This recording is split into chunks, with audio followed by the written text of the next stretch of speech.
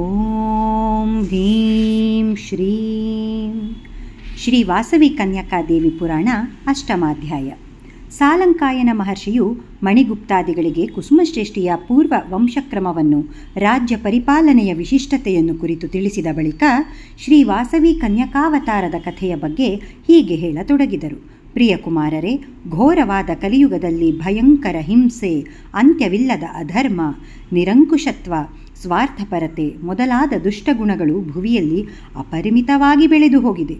ಕ್ರೋಧ ಸಂಭವರರ ಕಪಟಿಗಳು ಆದ ನರಾಧಮರು ಪರರ ಸೊತ್ತುಗಳನ್ನೂ ಅಪಹರಿಸುತ್ತಿದ್ದಾರೆ, ಪರಸ್ತ್ರೀಯರೊಡನೆ ರಮಿಸುತ್ತಿದ್ದಾರೆ, ಮದ್ಯಪಾನ ಮತ್ತರಾಗಿ ದುಷ್ಟರೊಡಗೂಡಿ ಸಂಚರಿಸುತ್ತಿದ್ದಾರೆ, ಬೇಲಿಯೇ ಎದ್ದು ಹೊಲವನ್ನು ಮೇಯ್ದಂತೆ ರಕ್ಷಕರೇ ಭಕ್ಷಕರಾಗುತ್ತಿದ್ದಾರೆ, ಸೇವಕರೇ ತಮ್ಮ ಯಜಮಾನರ ಹತ್ಯೆ ಮಾಡುತ್ತಿದ್ದಾರೆ, ಮಾಯಾ ಮೋಹಿತರಾದ ಪುತ್ರರು ಮಾತಾ ಪಿತೃಗಳನ್ನು ಬಿಟ್ಟು ದೂರವಾಗುತ್ತಿದ್ದಾರೆ, ಅಣ್ಣ ತಮ್ಮಂದಿರು ಸಿರಿ ಸಂಪತ್ತುಗಳಿಗಾಗಿ ಪರಸ್ಪರ ಕಲಹ ಮಾಡಿಕೊಳ್ಳುತ್ತಾ ವೈರವನ್ನು ಬೆಳೆಸಿಕೊಳ್ಳುತ್ತಿದ್ದಾರೆ, ಧನಬಲ ದರ್ಪಯುಕ್ತರಾದ ಶಾಸಕರು ನಿರಂಕುಶರಾಗಿ ಪ್ರಜಾಶೋಷಕರಾಗಿ ಅವರ ಧನ ಸಂಪದಗಳನ್ನು ಕಸಿದುಕೊಳ್ಳುತ್ತಿದ್ದಾರೆ, ಧರೆಯಲ್ಲಿ ಎಲ್ಲಿ ನೋಡಿದರೂ ರಕ್ತದಾಹವೇ ಕಂಡುಬರುತ್ತಿದೆ, ಎಲ್ಲಿ ಕೇಳಿದರೂ ದೀನರ ಆರ್ತನಾದವೇ ಕೇಳಿಬರುತ್ತಿದೆ, ವರ್ಣಾಶ್ರಮ ಧರ್ಮಗಳು ಮರೆಯಾಗಿ ಹೋಗುತ್ತಿವೆ, ದುಷ್ಟತ್ವವು ಹದ್ದು ಮೀರುತ್ತಿದೆ, ಶಿಷ್ಟತ್ವಕ್ಕೆ ರಕ್ಷಣೆಯು ಶೋಧನೀಯವಾಗುತ್ತಿದೆ.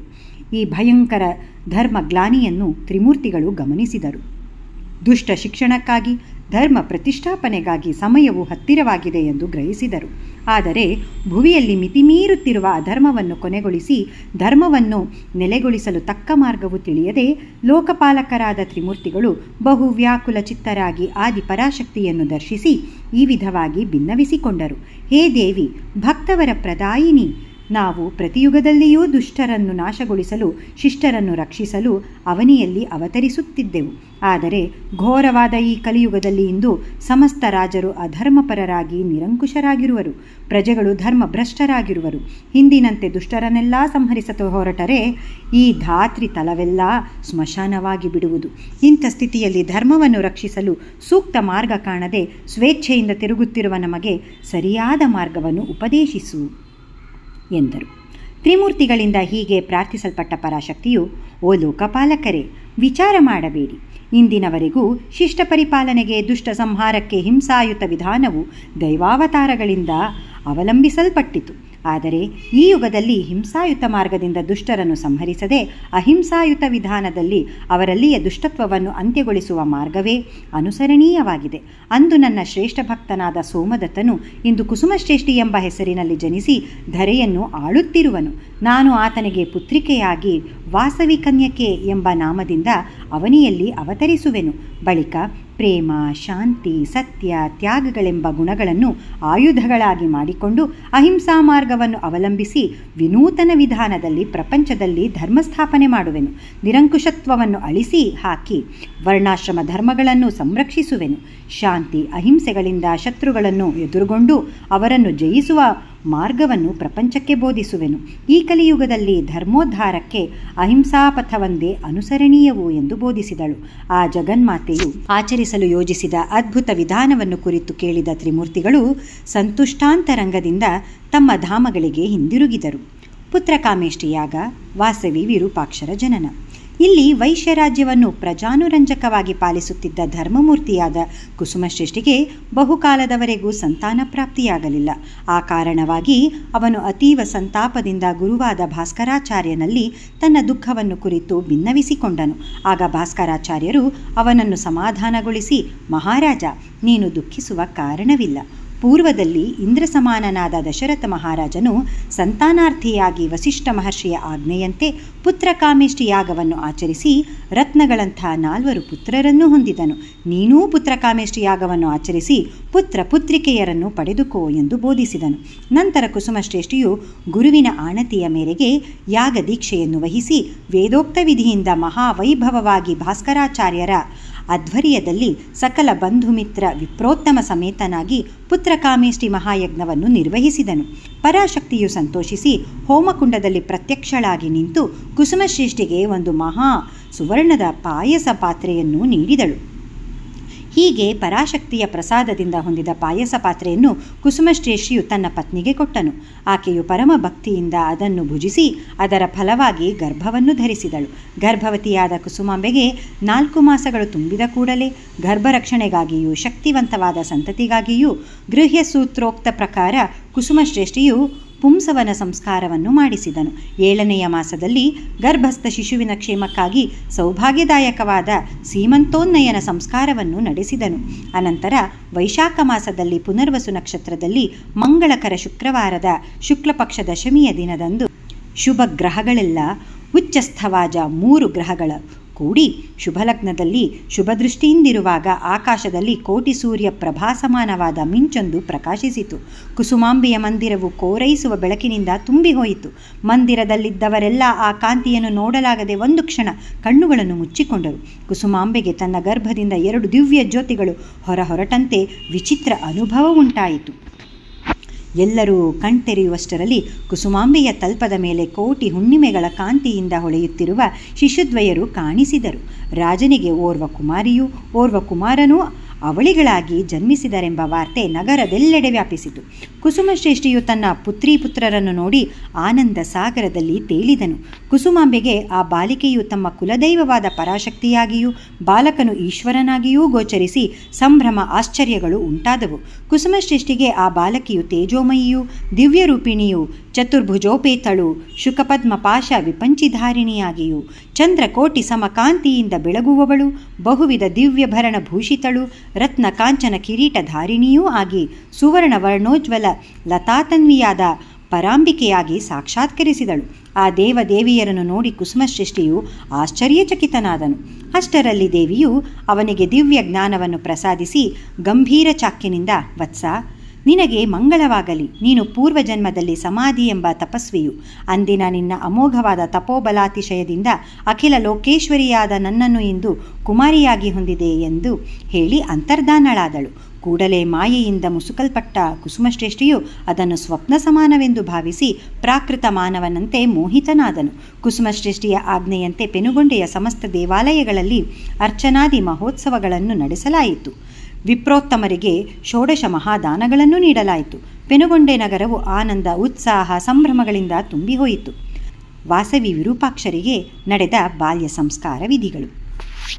ಆಗ ಭಾಸ್ಕರಾಚಾರ್ಯರು ನವಜಾತ ಶಿಶುಗಳಿಗೆ ನಾಭಿಚ್ಛೇದ ಮಾಡಿಸಿ ಮಧುಘೃತಗಳನ್ನು ಸವರಿದ ಸುವರ್ಣ ಸಲಾಕೆಯಿಂದ ಮಕ್ಕಳ ನಾಲಿಗೆಗಳ ಮೇಲೆ ಓಂಕಾರವನ್ನು ಬರೆದು ಅವರಿಗೆ ವಿದ್ಯುಕ್ತವಾಗಿ ಜಾತಕರ್ಮ ಸಂಸ್ಕಾರವನ್ನು ಮಾಡಿಸಿದರು. ಆ ಶಿಶುಗಳು ಜನಿಸಿದ 11ನೆಯ ದಿನದಂದು ಕುಸುಮಶ್ರೇಷ್ಠಿಯು ಅವರಿಗೆ ನಾಮಕರಣ ಸಂಸ್ಕಾರವನ್ನು ವೈಭವೋಪೇತವಾಗಿ ನಡೆಸಲು ಏರ್ಪಾಟುಗಳನ್ನು ಮಾಡಿಸಿದನು. ಗುರು ಭಾಸ್ಕರಾಚಾರ್ಯರು ಹಾಗೂ ಜ್ಯೋತಿಷಿಗಳು ಮಹಾ ತೇಜೋವಂತರಾದ ಆ ಶಿಶುಗಳ ಜಾತಕಗಳಲ್ಲಿ ಊಹಾತೀತ ವಿಶೇಷಗಳು ಕಂಡುಬಂದದ್ದನ್ನು ಪರೀಕ್ಷಿಸಿ ಕುಸುಮಾಂಬೆಗೆ ಉಂಟಾದ ದಿವ್ಯಾನುಭೂತಿಯನ್ನು ಕುರಿತು ತಿಳಿದುಕೊಂಡು ಆ ಬಾಲಿಕೆಯರಿಗೆ ಯಾವ ಹೆಸರುಗಳನ್ನಿಡಬೇಕು ಎಂದು ದೀರ್ಘಾಲೋಚನೆಯಲ್ಲಿ ಮಗ್ನರಾಗಿರುವಾಗ ಸಹಸ್ವಾಧಿಕ ಮಧುರ ಮಂಜುಳ ವೀಣಾ ನಿನಾದ ಸದೃಶವಾದ ಒಂದು ಅಶರೀರವಾಣಿಯು ಪೂರ್ವದಲ್ಲಿ ಈ ಬಾಲಿಕೆಯು ವಿಷ್ಣುವಾದ ವಾಸುದೇವನಿಗೆ ಸೋದರಿಯಾಗಿ ಆವಿರ್ಭವಿಸಿದ್ದಳಾದ್ದರಿಂದ ಈಕೆ ವಾಸವಿ ಎಂಬ ಹೆಸರಿನಿಂದ ಪ್ರಸಿದ್ಧಳಾಗುವಳು. ಪೂರ್ವದಲ್ಲಿ ಈ ದೇವಿಯು ವಿಷ್ಣುವಿನಿಂದ ಯೋಗ ಮಾಯಾ ಕನ್ನಿಕೆಯಾಗಿ ಕೀರ್ತಿಸಲ್ಪಟ್ಟವಳಾದ್ದರಿಂದ ಕನ್ಯಕಾ ಎಂಬ ಹೆಸರಿನಿಂದಲೂ ಪ್ರಸಿದ್ಧಳಾಗುವಳು ಎಂದು ನುಡಿಯಿತು. ಈ ನುಡಿಗಳನ್ನು ಕೇಳಿದ ಭಾಸ್ಕರಾಚಾರ್ಯಾದಿ ಪಂಡಿತವರ್ಯರು ಆ ಬಾಲೆಗೆ ವಾಸವಿ ಕನ್ಯಕಾ ಎಂದು ನಾಮಕರಣ ಮಾಡಿದರು. ಪರಶಿವನ ತೇಜಸ್ಸಿನಿಂದ ವಿರಾಜಿಸುತ್ತಿದ್ದ ಬಾಲನಿಗೆ ವಿರೂಪಾಕ್ಷನೆಂದು ಹೆಸರಿಟ್ಟರು.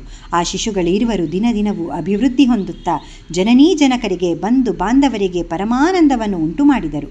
ಆ ಶಿಶುಗಳಿಗೆ 3 ಮಾಸಗಳು ತುಂಬಿದ ಬಳಿಕ ನಿಷ್ಕ್ರಮಣ ಸಂಸ್ಕಾರವನ್ನು, 7 ಮಾಸಗಳು ತುಂಬಿದ ಬಳಿಕ ಅನ್ನಪ್ರಾಶನ ಸಂಸ್ಕಾರವನ್ನು ಕುಸುಮಶ್ರೇಷ್ಠಿಯು ಅಸಮಾನ ವೈಭವದಿಂದ ಮಾಡಿಸಿದನು. ಅಪರೂಪವಾಗಿ ಹುಟ್ಟಿದ ವಾಸವಿ ವಿರೂಪಾಕ್ಷರಿಗೆ 3 ವರ್ಷಗಳಾದವು. ಆಗ ಕುಸುಮಾರ್ಯ ಪ್ರಭುವು ಅವರಿಗೆ ಕರ್ಣವೇದ ಸಂಸ್ಕಾರವನ್ನು ಮಾಡಿಸಿದನು. ಮುದ್ದು ಮುದ್ದಾಗಿ ಸೌಂದರ್ಯ ರಾಶಿಗಳಾಗಿ ಬಾಲ್ಯ ಲೀಲೆಗಳಿಂದ ವಿರಾಜಿಸುತ್ತಿದ್ದ ವಾಸವಿ ವಿರೂಪಾಕ್ಷರನ್ನು ನೋಡಿದವರೆಲ್ಲರೂ ಹರ್ಷಪುಲಕಾಂಕಿತರಾಗಿ ಹಿರಿಹಿರಿ ಹಿಗ್ಗಿದರು. ವಾಸವಿಯಲ್ಲಿ ಆ ಎಳೆತನದಲ್ಲಿಯೇ ಅನೇಕ ವಿಧವಾದ ದಿವ್ಯ ಲಕ್ಷಣಗಳು ಗೋಚರಿಸಿದವು.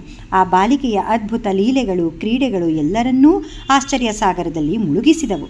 ಸಾಲಂಕಾಯನ ಋಷಿಯಿಂದ ವಾಸವಿ ವಿರೂಪಾಕ್ಷರ ಜನ್ಮ ವೃತ್ತಾಂತವನ್ನೂ ಅವರಿಗೆ ನಡೆಸಿದ ಸಂಸ್ಕಾರಾದಿ ವಿಶೇಷಗಳನ್ನೂ ಆಲಿಸಿದ ಮಣಿಗುಪ್ತಾದಿಗಳು ತಮ್ಮ ಗುರುವಿನೊಡನೆ, ಆಚಾರ್ಯವರ್ಯ, ನಿಮ್ಮಿಂದ ಮಹತ್ತರವಾದ ವಿಷಯಗಳನ್ನು ಕೇಳಿ ಧನ್ಯರಾದೆವು. ಎಳೆತನದಲ್ಲಿಯೇ ವಾಸವಿ ಬಾಲಿಯ ಕ್ರೀಡೆಗಳು, ಲೀಲೆಗಳು ಎಲ್ಲರನ್ನೂ ಆಶ್ಚರ್ಯ ಸಾಗರದಲ್ಲಿ ಮುಳುಗಿಸಿದವರೆಂದು ಹೇಳಿದಿರಲ್ಲವೇ? ಆ ವಾಸವಿ ಬಾಲೆಯು ತೋರಿದ ವಿಚಿತ್ರ ಲೀಲೆಗಳು, ಆಕೆಯ ಬಾಲ್ಯ ವಿಶೇಷಗಳು ಎಂತಹವು? ದಯಮಾಡಿ ನಮಗೆ ವಿವರಿಸಿ ಹೇಳಿರಿ ಎಂದು ಪ್ರಾರ್ಥಿಸಿದರು. ಬಾಲವಾಸವಿ ತೋರಿದ ಅದ್ಭುತ ಲೀಲೆಗಳು. ಆಗ ಸಾಲಂಕಾಯನ ಋಷಿಯವರಿಗೆ, ಓ ಪುತ್ರರೇ, ನಿಮ್ಮ ಕುತೂಹಲವು ನನಗೆ ಹೆಚ್ಚಿನ ಸಂತೋಷವನ್ನು ಮೂಡಿಸಿದೆ.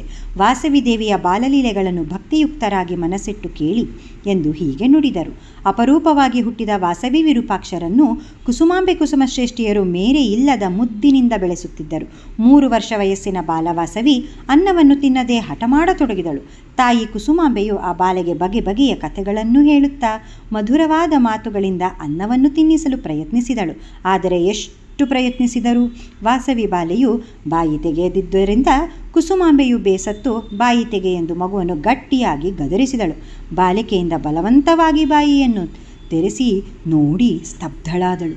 ಬಾಲವಾಸವಿಯ ವದನದಲ್ಲಿ ಕುಸುಮಾಂಬೆಗೆ ಬ್ರಹ್ಮಾಂಡವೆಲ್ಲ ಕಾಣಿಸಿತು. ಸಮಸ್ತ ಜೀವಗಣಗಳು, ಗರುಡೋರಗಗಳು, ಯಕ್ಷ ರಕ್ಷೋಗಣಗಳು, ಖಗಮೃಗಾದಿ ಸಕಲ ಜೀವಿಗಳು, ಸಮಸ್ತ ಗ್ರಹಗೋಳಗಳು, ಗಿರಿ ವನ ಮಹಾಸಾಗರಾದಿಗಳನ್ನುಳ್ಳ ಚರಾಚರ ಸೃಷ್ಟಿಯೆಲ್ಲ ವಾಸವಿಯ ಆ ಚಿಕ್ಕ ಬಾಯಿಯಲ್ಲಿ ಕುಸುಮಾಂಬೆಗೆ ದೃಗ್ಗೋಚರವಾಯಿತು. ಆ ತಾಯಿಗೆ ಆ ಬಾಲಿಕೆಯು ಆದಿ ಪರಾಶಕ್ತಿಯಂತೆ ಕಾಣಿಸಿದಳು. ಅನಿರ್ವಚನೀಯವಾದ ಆಶ್ಚರ್ಯ ಸಾಗರದಲ್ಲಿ ಕುಸುಮಾಂಬೆಯು ಮುಳುಗಿ ಹೋದಳು. ಅಪ್ರಯತ್ನವಾಗಿ ತನ್ನ ಕರಗಳನ್ನು ಜೋಡಿಸಿ ಆ ಬಾಲೆಗೆ ನಮಸ್ಕರಿಸಿದಳು. ಆಕೆಯ ಕಣ್ಣುಗಳಿಂದ ಅದ್ಭುತ ಆನಂದಪೂರಿತವಾದ ಅಶ್ರುಧಾರೆಯು ಹರಿಯಿತು. ವಾಸವಿ ಬಾಲಿಕೆಯು ಮುದ್ದಾಗಿ ಮಂದಹಾಸವನ್ನು ಬೀರಿದಳು. ಅಷ್ಟರಲ್ಲಿ ಕುಸುಮಾಂಬೆಯನ್ನು ಮಾಯೆಯು ಆವರಿಸಿತು. ಆಕೆಗೆ ಯಾವುದೋ ಸ್ವಪ್ನವನ್ನು ನೋಡಿ ಎಚ್ಚೆತ್ತುಕೊಂಡಂತೆ ಭಾಸವಾಯಿತು. ಆಕೆಯನ್ನು ಮೋಹದಲ್ಲಿ ಮುಳುಗಿಸಿತು. ಕೂಡಲೇ ಆ ಮುದ್ದು ವಾಸವಿಯನ್ನು ತನ್ನ ಹೃದಯಕ್ಕೆ ಅಪ್ಪಿಕೊಂಡು ವಿಭ್ರಮಚಿತ್ತಳಾದಳು. ಅಷ್ಟರಲ್ಲಿ ಕುಸುಮಶ್ರೇಷ್ಠಿಯು ಗುರು ಭಾಸ್ಕರಾಚಾರ್ಯರೊಡಗೂಡಿ ಅಲ್ಲಿಗೆ ಆಗಮಿಸಿದನು. ಕುಸುಮಾಂಬೆಯು ನಡೆದ ವೃತ್ತಾಂತವನ್ನು ವರ್ಣಿಸಲು ಆ ವಿಷಯಗಳನ್ನು ಕೇಳಿದವರೆಲ್ಲ ಸಂಭ್ರಮಪಟ್ಟರು. ಮುಗ್ಧತೆಯಿಂದ ನೋಡುತ್ತಿದ್ದ ಯೋಗಮಾಯಾ ಕನ್ಯೆಯಾದ ಬಾಲವಾಸವಿಯನ್ನು ವೀಕ್ಷಿಸಿ ಆಕೆಯ ನಿಜತ್ವವನ್ನು ಮಹತ್ವವನ್ನು ಊಹಿಸಿ ಭಾಸ್ಕರಾಚಾರ್ಯರು ಭಕ್ತಿಪರವಶರಾದರು. ಅದು ಯಾವುದೋ ಗ್ರಹ ಪ್ರಭಾವವೆಂದು ಗ್ರಹಿಸಿದ ಕುಸುಮಶ್ರೇಷ್ಠಿಯು ಉಪಶಾಂತಿ ಕಾರ್ಯಕ್ರಮಗಳನ್ನು ಮಾಡಿಸಲು ಮಂತ್ರಿಗಳಿಗೆ ಆದೇಶಿಸಿದರು. ಸಮಸ್ತ ಸೃಷ್ಟಿಯನ್ನೂ ತನ್ನಲ್ಲಿಯೇ ಅಡಗಿಸಿಕೊಂಡಿರುವ ವಿಶ್ವಮಾತೆಯಾದ ಆದಿ ಪರಾಶಕ್ತಿಯು ತಾನೇ ಎಂಬ ರಹಸ್ಯ ತತ್ವವನ್ನು ಎಳೆತನದಲ್ಲಿಯೇ ವಾಸವಿ ಕನ್ಯಕೆಯು ತನ್ನ ತಾಯಿಗೆ ಈ ವಿಧದಲ್ಲಿ ವಿಶದವಾಗಿ ಮನಗಾಣಿಸಿದಳು. ಬಾಲವಾಸವಿಯು ತೋರಿದ ಮತ್ತೊಂದು ಮಹತ್ತರ ಲೀಲೆಯನ್ನು ನಿಮಗೆ ವಿವರಿಸುವೆನು, ಸಾವಧಾನದಿಂದ ಕೇಳಿರಿ. ಬಾಲವಾಸವಿಗೆ 5 ವರ್ಷಗಳು ತುಂಬಿದವು. ಒಮ್ಮೆ ಅರ್ಚನೆಗಾಗಿ ರಾಜನ ಪೂಜಾ ಮಂದಿರದಲ್ಲಿ ದೇವಿ ಪೀಠವನ್ನು ಸ್ಥಾಪಿಸಲಾಯಿತು. ಆ ಪೀಠದಲ್ಲಿ ನಿಲ್ಲಿಸುವುದಕ್ಕಾಗಿ ಕುಸುಮಶ್ರೇಷ್ಠಿಯು ಲಲಿತಾದೇವಿಯ ಸುವರ್ಣ ಪ್ರತಿಮೆಯನ್ನು ತಯಾರು ಮಾಡಿಸಿದ್ದನು. ಆ ದಿವ್ಯ ಮಂಗಳ ಪ್ರತಿಮೆಯನ್ನು ಅಲಂಕರಿಸುವುದಕ್ಕಾಗಿ ಸರ್ವ ಆಭರಣಗಳನ್ನೂ ಪುಷ್ಪಮಾಲೆಗಳನ್ನೂ ಅಣಿಮಾಡಿಟ್ಟು ಮಿಕ್ಕ ಏರ್ಪಾಟುಗಳಿಗಾಗಿ ಕುಸುಮಾಂಬೆ ಕುಸುಮಶ್ರೇಷ್ಠಿ ಇರುವರು ಹೊರಗೆ ಹೋದರು. ಅಷ್ಟರಲ್ಲಿ 5 ವರ್ಷ ವಯಸ್ಸಿನ ಬಾಲವಾಸವಿಯು ಆ ಪೂಜಾ ಮಂದಿರವನ್ನು ಪ್ರವೇಶಿಸಿದಳು. ಆಗ ಮಂದಿರದಲ್ಲಿ ಯಾರೂ ಇರಲಿಲ್ಲ. ಬಾಲವಾಸವಿಯು ಅಲ್ಲಿದ್ದ ಹಾರ, ಕೇಯೂರ, ಕಿರೀಟಾದಿ ಸಮಸ್ತ ಆಭರಣಗಳನ್ನು ಪುಷ್ಪಮಾಲೆಗಳನ್ನು ತಾನೇ ಧರಿಸಿಕೊಂಡು ಪೂಜಾ ಪೀಠದ ಮೇಲೆ ಕುಳಿತು ವರದ ಅಭಯ ಹಸ್ತಮುದ್ರೆಗಳನ್ನು ಪ್ರಕಟಿಸುತ್ತಾ ವಿಲಾಸದಿಂದ ಕಿರುನಗೆ ಬೀರತೊಡಗಿದಳು. ಅಷ್ಟರಲ್ಲಿ ಲಲಿತಾದೇವಿಯ ವಿಗ್ರಹವನ್ನು ಅಲಂಕರಿಸಿ ಪೂಜಾ ಪೀಠದ ಮೇಲೆ ಪ್ರತಿಷ್ಠಿಸಲು, ಶಾಸ್ತ್ರೋಕ್ತವಾಗಿ ಪೂಜಿಸಲು ಮಿಕ್ಕ ಏರ್ಪಾಟುಗಳೊಂದಿಗೆ ಕುಸುಮ ದಂಪತಿಗಳು ಗುರುಗಳೊಡನೆ ಪರಿವಾರದೊಡಗೊಡನೆ ಮಂದಿರಕ್ಕೆ ಬಂದರು. ಅಲ್ಲಿ ಪೂಜಾಪೀಠದ ಮೇಲೆ ಬಾಲ ತ್ರಿಪುರ ಸುಂದರಿಯಂತೆ ಆಸೀನಳಾಗಿದ್ದ ಬಾಲವಾಸವಿಯನ್ನು ನೋಡಿ ಆಶ್ಚರ್ಯಚಕಿತರಾದರು. ರಾಜ ದಂಪತಿಗಳು ಅಪಚಾರವಾಗಿ ಬಿಟ್ಟಿತು ಎಂದು ಭೀತರಾದರು. ಅಷ್ಟರಲ್ಲಿ ಆ ವಾಸವಿ ಬಾಲಿಕೆಯು ಮಹಾಲಕ್ಷ್ಮಿಯಂತೆ, ಮಹಾ ಸರಸ್ವತಿಯಂತೆ, ಮಹಾಕಾಳಿಯಂತೆ ಗೋಚರಿಸಿದಳು. ಅಲ್ಲಿದ್ದವರಲ್ಲಿ ಕೆಲವರಿಗೆ ದುರ್ಗೆಯಾಗಿ, ಮತ್ತೆ ಕೆಲವರಿಗೆ ಚಂಡಿಕೆಯಾಗಿ, ಕೆಲವರಿಗೆ ಕೃಷ್ಣನಾಗಿ, ಮತ್ತೆ ಕೆಲವರಿಗೆ ರಾಮನಾಗಿ, ಇನ್ನು ಕೆಲವರಿಗೆ ವಿಂಧ್ಯವಾಸಿನಿಯಾಗಿ ಅವರವರ ಇಷ್ಟ ದೈವಗಳ ರೂಪದಲ್ಲಿ ಸಾಕ್ಷಾತ್ಕರಿಸಿದಳು. ಭಾಸ್ಕರಾಚಾರ್ಯರಿಗೆ ಯೋಗಮಾಯಾ ಕನ್ಯೆಯಾಗಿ ಗೋಚರಿಸಿದಳು. ಈ ಅದ್ಭುತವನ್ನು ನೋಡಿ ಭಕ್ತ ಭಕ್ತಿಪರವಶರಾಗಿ ಜಯ ಘೋಷಗಳನ್ನು ಕೂಗುತ್ತಾ ವಾಸವಿ ಬಾಲೆಗೆ ಬಾರಿ ಬಾರಿ ನಮಸ್ಕರಿಸಿದರು. ಅಷ್ಟರಲ್ಲಿಯೇ ಅವರು ಮಾಯೆಯಿಂದ ಆವೃತರಾದರು. ಕ್ಷಣದಲ್ಲಿ ಅವರಿಗೆ ಕಾಣಿಸುತ್ತಿದ್ದ ದೇವತಾ ರೂಪಗಳು ಅದೃಶ್ಯವಾಗಿ ಬಾಲವಾಸವಿಯು ದೃಗ್ಗೋಚರವಾದಳು. ಕುಸುಮಾಂಬೆಯು ಓಡಿ ಹೋಗಿ ಬಾಲಿಕೆಯನ್ನು ಪೀಠದಿಂದ ಕರೆತಂದು ಭೀತ ಚಿತ್ತಳಾಗಿ ಗುರುವರಿಯರಾದ ಭಾಸ್ಕರಾಚಾರ್ಯರ ಕಡೆಗೆ ನೋಡಿದಳು. ಆಚಾರ್ಯರು ಮಂದಹಾಸ ಬೀರಿ, ಓ ಕುಸುಮಾಂಬ ಕುಸುಮಶ್ರೇಷ್ಠಿಗಳೇ, ನಿಮ್ಮ ಗತಜನ್ಮಗಳ ಪುಣ್ಯವು ಅನಂತವಾಗಿದೆ. ನೀವು ಅಮೇಯ ಅಂದರೆ ಅಳೆಯಲಾಗದ ಮಹಿಮಾನ್ವಿತಳಾದ ಪುತ್ರಿಕೆಯನ್ನು ಹೊಂದಿರುವಿರಿ. ಆದಿಪರಾಶಕ್ತಿಯು ತನ್ನ ಪ್ರಧಾನ ರೂಪಗಳನ್ನೆಲ್ಲ ಈ ವಾಸವಿ ಬಾಲೆಯಲ್ಲಿ ತಾವು ದರ್ಶಿಸುವಂತೆ ಮಾಡಿರುವಳು. ನಾವೆಲ್ಲರೂ ಧನ್ಯರಾದೆವು ಎಂದು ನುಡಿದರು. ನಂತರ ಲಲಿತಾದೇವಿಯ ಪ್ರತಿಮೆಯನ್ನು ಅಲಂಕರಿಸಿ ಪೂಜಾಪೀಠದಲ್ಲಿ ಪ್ರತಿಷ್ಠಾಪಿಸಿ ಶಾಸ್ತ್ರೋಕ್ತ ವಿಧಿಯಿಂದ ಅರ್ಚನಾದಿ ಮಹೋತ್ಸವವನ್ನು ನಿರ್ವಹಿಸಿದರು. ಬಾಲವಾಸವಿಯ ಲೀಲೆಗಳನ್ನು ಕುರಿತು ಆಂಧ್ರ ಪ್ರದೇಶದಲ್ಲಿ ಎಲ್ಲೆಡೆ ಚಿತ್ರ ವಿಚಿತ್ರವಾದ ಚರ್ಚೆಗಳು ನಡೆಯತೊಡಗಿದವು. ಹೀಗೆ ವಾಸವಿ ಬಾಲೆಯು ತನ್ನ ಬಾಲ್ಯದಲ್ಲಿಯೇ ಅನೇಕ ದಿವ್ಯ ಲೀಲೆಗಳನ್ನು ಪ್ರದರ್ಶಿಸಿದಳು ಎಂದು ಹೇಳಿದ ಸಾಲಂಕಾಯನ ಋಷಿಯ ಮಾತುಗಳನ್ನು ಕೇಳಿ ಮಣಿಗುಪ್ತಾದಿಗಳು ಪರವಶರಾದರು. ಅವರು ಅತ್ಯಂತ ಕುತೂಹಲದಿಂದ, ಓ ಗುರುಸತ್ತಮ, ನಿಮ್ಮ ಕೃಪೆಯಿಂದ ಅದ್ಭುತವಾದ ವಿಷಯಗಳನ್ನು ಕೇಳಿ ಕೃತಾರ್ಥರಾದೆವು. ಅನಂತರದ ಕಥೆಯನ್ನು ದಯಮಾಡಿ ಹೇಳಿರಿ ಎಂದು ಪ್ರಾರ್ಥಿಸಿದರು. ಆಗ ಸಾಲಂಕಾಯನನು ಹೀಗೆ ಹೇಳತೊಡಗಿದರು. ಕುಮಾರರೇ, ಕ್ರಮವಾಗಿ ವಾಸವಿ ವಿರೂಪಾಕ್ಷರಿಗೆ ಭಾಸ್ಕರ ಗುರುಗಳ ಪ್ರೇರಣೆಯಿಂದ ಉಪನಯನ ಸಂಸ್ಕಾರವನ್ನು ಮಾಡಿಸಿದರು. ಉಪನಯನವೆಂದರೆ ವೇದ ವಿದ್ಯಾರ್ಜನೆಗಾಗಿ ಗುರುಗಳ ಬಳಿಗೆ ಕರೆದೊಯ್ಯುವುದು ಎಂದರ್ಥ. ಈ ಉಪನಯನದ ನಂತರವೇ ಅಗ್ನಿಹೋತ್ರವನ್ನು ಆಚರಿಸುವುದಕ್ಕೂ ಯಜ್ಞಮಯ ಜೀವನವನ್ನು ಪ್ರಾರಂಭಿಸುವುದಕ್ಕೂ ಅಧಿಕಾರವು ಲಭಿಸುವುದು. ಉಪನಯನದಲ್ಲಿ ವಟುಗಳು ಯಜ್ಞೋಪವೀತ ಧಾರಣೆ ಮಾಡುವರು. ಯಜ್ಞೋಪವೀತದಲ್ಲಿಯ 3 ಎಳೆಗಳು ಜ್ಞಾನ, ಕರ್ಮ, ಉಪಾಸನೆಗೆ ಚಿಹ್ನೆಗಳು. ಜೀವನು ಶರೀರಧಾರಿಯಾಗಲು ತಾಯಿ ಗರ್ಭದಲ್ಲಿ ಪ್ರವೇಶಿಸುವನು. ಅದು ಜೀವಿಗೆ ಮೊದಲನೆಯ ಜನ್ಮ. ಬಳಿಗೆ ಜ್ಞಾನಾರ್ಜನೆಗಾಗಿ ಆಚಾರ್ಯನ ಗುರುಕುಲ ರೂಪ ಗರ್ಭದಲ್ಲಿ ಪ್ರವೇಶಿಸುವನು. ಅಲ್ಲಿ ಯಜ್ಞೋಪವೀತಧಾರಿಯಾಗಿ ದ್ವಿಜನೆನಿಸುವನು. ಅನಂತರ ಗುರುವು ಅವನಿಗೆ ಗಾಯತ್ರಿ ಮಂತ್ರೋಪದೇಶವನ್ನು ಮಾಡಿ ವೇದಾಂಗಗಳನ್ನು ಬೋಧಿಸುವನು. ಇದು ವೇದಾರಂಭ ಸಂಸ್ಕಾರ ಎನಿಸುವುದು. ಈ ಸಂಸ್ಕಾರವನ್ನು ಹೊಂದಿದ ಬಳಿಕವೇ ಮಾನವನು ಬ್ರಹ್ಮಚರ್ಯಾಶ್ರಮವನ್ನು ಪ್ರವೇಶಿಸಿ ಸದಾಚಾರಾನುಷ್ಠಾನದಲ್ಲಿ ನಡೆಯುವನು. ಶ್ರುತಿ ಸ್ಮೃತಿಗಳಲ್ಲಿ ಮೊಟ್ಟ ಮೊದಲನೆಯ ಮುಖ್ಯ ಧರ್ಮವು ಸದಾಚಾರವೆಂದು ಹೇಳಲ್ಪಟ್ಟಿದೆ. ಸದಾಚಾರದಿಂದಲೇ ಚಿರಾಯುಷ್ಯ, ಚಿರಂಜೀವಿ ಸಂತತಿ ಮತ್ತು ಸಮಸ್ತ ಸುಗುಣಗಳ ಅಭಿವೃದ್ಧಿಯು ಪ್ರಾಪ್ತಿಯಾಗುವುದು. ಸದಾಚಾರವು ಸರ್ವ ಪಾತಕನಾಶಕವು, ಇಹಪರ ಸುಖದಾಯಕವೂ, ಅಜ್ಞಾನ ಮೋಹಾಂಧಕಾರದಲ್ಲಿ ಬಿದ್ದು ಬದ್ಧರಾಗಿ ವಿಲಿವಿಲಿ ಒದ್ದಾಡುವವರಿಗೆ ಬೆಳಕಿನ ಮಾರ್ಗವನ್ನು ತೋರಿಸುವ ಕೈದೀಪವು. ಸದಾಚಾರದಿಂದ ಸತ್ಕರ್ಮವು ಕೈಗೂಡುವುದು. ಸತ್ಕರ್ಮದಿಂದ ಚಿತ್ತಶುದ್ಧಿಯು, ಅದರಿಂದ ಜ್ಞಾನವು ಉಂಟಾಗುವುದು. ಜ್ಞಾನದಿಂದ ಮುಕ್ತಿ ಲಭಿಸುವುದೆಂದು ಮನು ಹೇಳಿರುವನು. ಸಕಲ ಧರ್ಮಗಳಲ್ಲಿ ಸದಾಚಾರವು ಶ್ರೇಷ್ಠವಾದುದು. ಅದೇ ಪರಮ ತಪಸ್ಸು.